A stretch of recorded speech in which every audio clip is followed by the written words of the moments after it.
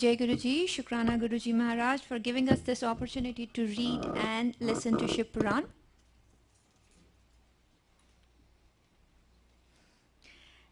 Okay, I'll continue with the synopsis from last week. Last week we read chapter 31 and 32 of Rudra Samhita, section 5.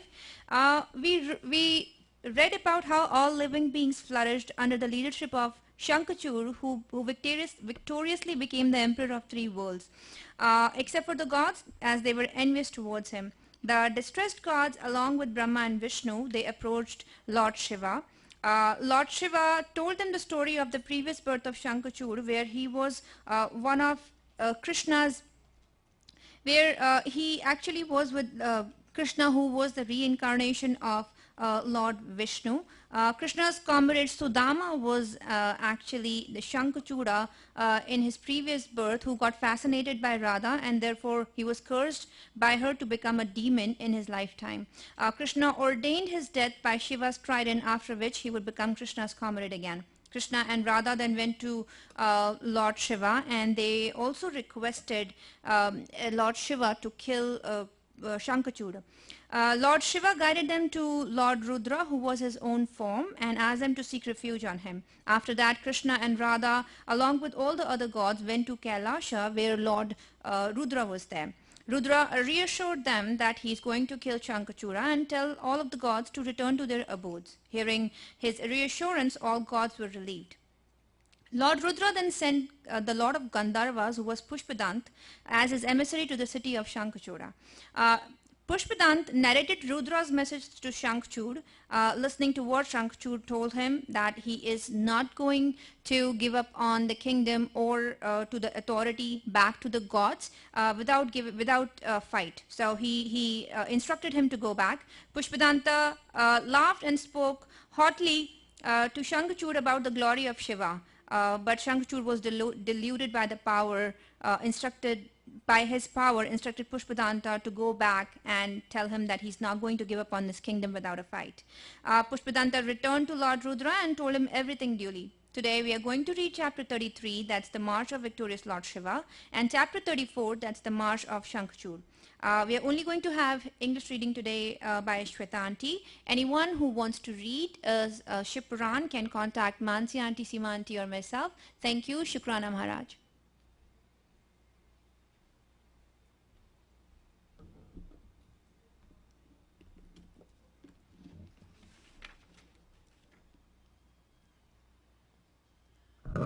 Jai Guruji, Shukrana Guruji. Given that it's a tough read, it's very tough to read Shivpuran, I apologize in advance if I mispronounce or misread a word. Chapter 33, March of the Victorious Lord Shiva. Sanat Kumara said, on hearing those words of the emissary, the infuriated emperor of the gods, Shiva spoke to Virabhadra and other Ganas. Shiva said, O Virabhadra, O Nandin, O 8 Bhairavas, the frontier guards, let the Ganas start along with my sons at my bidding. Let those strong ones be ready and fully equipped with weapons. Let Bhadrakali start with her army for the war. I start just now for slaying Shankachur. Sanat Kumara said, having ordered thus, Lord Shiva started along with his army. His delighted heroic Ganas followed him. In the meantime, Kartikya and Ganesha, the overall generals of the army, came near Shiva joyously, fully equipped with weapons and ready for war.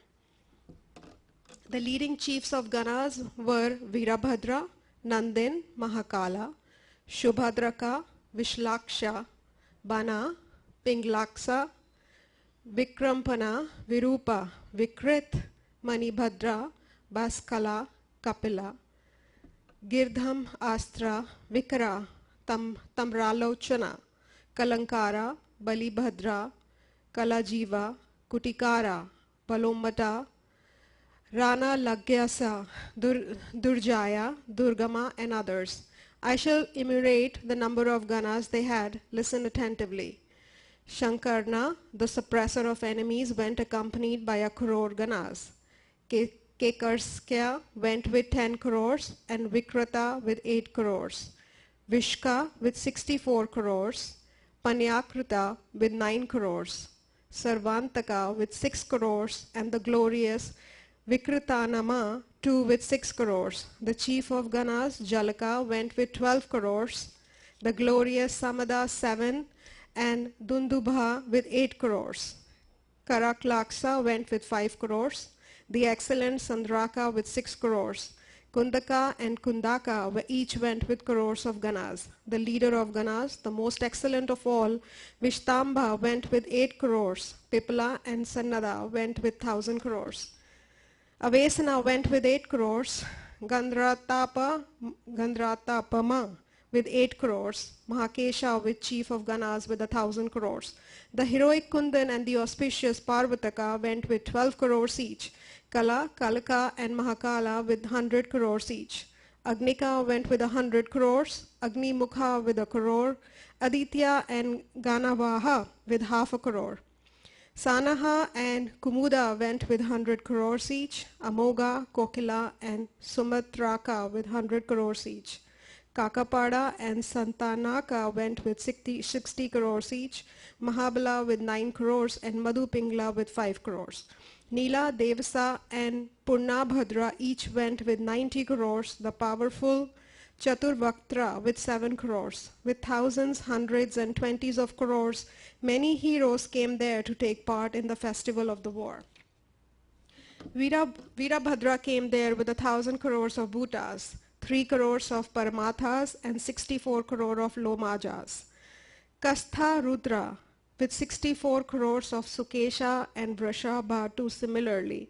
The Honorable Vipuksha and Sanatana went with 64 crores. Talaketu, Sadasya, the valorous Panchasya, Samvartaka, Chaitra, Lan Kulisa, Swayam Prabhu, Lokantaka, Diptatman, Lord Daityantaka, Lord Bringriti, the glorious Deva Devapriya, Asani, Bhanuka, Kankala, Kalaka, Kala, Nandin, and Sarvantaka each went with 64 crores. These and other leading Ganas, powerful and innumerable, started lovingly to fight fearlessly with Shankchur. All of them had 1,000 arms, matted hair for their crowns, and crescent moon for embellishment. They had blue necks and 3 eyes. They wore rudraksha as ornaments. They had smeared their bodies with fine bhasma. They were decorated with necklaces, earrings, bracelets, coronets, and other ornaments. They resembled Brahma, Indra, and Vishnu. They had the attributes of Anima, etc. They were as refulgent as crore suns. They were efficient in warfare. O sage, some of them were the residents of the earth, some of them of Patala, some of the sky, and some of the 7 heavens. O celestial sage, why shall I dilate? All of the Shivganas, residents of different region, went to fight with Danavas.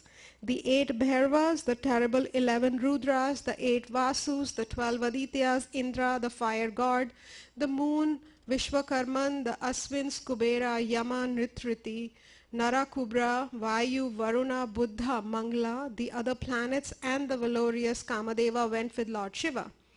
Ugra Danda, Ugra Damstra, Korata and Kotabha too went. The great goddess Bhadrakali herself with 100 arms was seated in an aerial chariot studded with gems. She was wearing a red cloth and a red garland. She had smeared red unguent over her body. She was dancing laughingly and singing in a sweet voice joyously. She was offering protection to her own people and striking terror to the enemies. Her tongue was a yojana long and terrible. She wore conch, discus, mace, lotus, sword, leather shield, bows, arrow, skull of circular shape, a yojana in width and majestic in appearance, a trident that touched the sky, a yojana long spear, iron club, threshing rod, thunderbolt, sword, a thick shield, the miraculous weapon of Vishnu, Varuna, Vayu, Narayana, Gandharva, Brahma, Garuda, Parjanya, Pashupati, Parvata, and Maheshwara, Nagapasa, Jambhastra, and the Mahavira, the Sora, the Kalakala, the Mahanala weapons, the start of Yama, the Samahohana, the divine weapon called Samharta. Many such and other divine weapons she held in her hands. She came and stood there with 3 crores of yogins and 3 crores of terrible dakinis. Bhutas, Pretas, Pikasas, no, Pisakas, Kusmandas, Brahmarkasas, Vetalas, Yakshas, Kinaras, and Rakshasas too came there. Skanda was surrounded by these all. He bowed to Shiva and at the bidding stayed near his father to assist him. The fearless Fear Shiva gathered his armies and went to fight Shankchur. The great god stationed himself at the foot of the beautiful banyan tree on the banks of river Chandrabhaga for the emancipation of the gods. Chapter 34, the march of Shankchur. Vyasa said, O dear son of Brahma, O sage of great intellect, live long for many years. You have narrated the great story of the moon-crested lord. When Shiva's emissary had departed, what did the valorous Danava Shankchur do? Please mention that in detail. Sanat Kumara said, when the messenger returned to valorous, Shankchur went in and told his wife Tulsi all the details. Shankchur said, O dear lady, infuriated by the words of Shiva's messenger, I have prepared for a war. Hence I am going to fight. You carry out my directions. Sanat Kumara said, after saying this and slighting Shiva, the demon professing to be wise advised his wife in various ways and sported with her in delight. Throughout that night, the couple indulged in sexual dalliance, uttering coaxing and cajoling words, practicing various erotic arts. They immersed themselves in the ocean of happiness. He got up in the Brahma Muhurta and finished his daily routine in the morning. He then performed the offering of charitable gifts. He crowned his son as the lord of Danavas. He entrusted his wife, his kingdom, and his riches to the care of his son. When his wife cried and dissuaded him from going to the war, he consoled her by various words of appeasement. He called his general and ordered him to be ready for the war. Shankchura said, O general, let the heroic warriors start for the war. Let them be ready for action. They have been trained well for the war. Let the heroic Danavas and Daityas, the armies of the powerful Kankas of 86 divisions well equipped in arms, set out fearlessly. Let the 50 families of Asuras, having the heroism and prowess of crores, set out to fight with Shiva, the partition of the gods. At the bidding, let the 100-armed families of Dhamara speedily set out to fight with Shiva. At the behest, let the Kalakayas, Mauryas, Dhordas, and the Kalakas set out to ready for the fight with Shiva. Sanat Kumara said, after ordering thus, the powerful lord of Asuras and the emperor of Danavas set out surrounded by thousands of warriors and great armies. His general was an expert in the science and technique of warfare. He was the best charioteer, a great hero, and a skilled in warfare. He had 300 Aksonihi armies. He performed the rites of auspicious beginning and came out of the camp. He was terrible at the watching heroes. Mounting on an aerial chariot of exquisite build and inlaid with gems and making obeisance to the elders and preceptors, he set out for the battle in the holy land of Bharat, to the east of Western Ocean and to the west of Malaya mountains on the banks of river Pushpabharda. There is a hermitage of Kapila with an auspicious holy banyan tree.